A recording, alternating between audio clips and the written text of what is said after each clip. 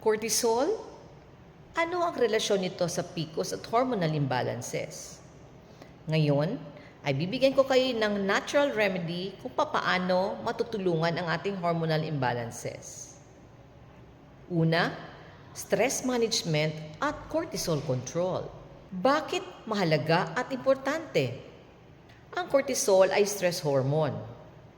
Kailangan siya ng katawan, pero kapag sobra, nagdi-disrupt ito ng estrogen, progesterone at ng thyroid hormones.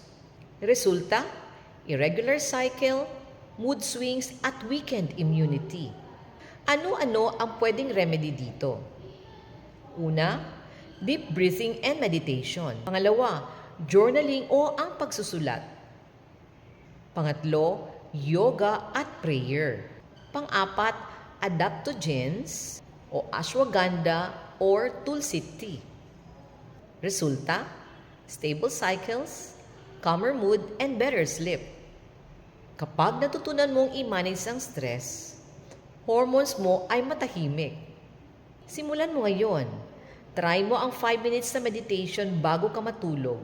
Gusto mong matutunan pa paano i-reset ang cortisol ng natural? Message me Calm para masend ko sa iyo ang guide. Maraming salamat. This is Phelaine once again.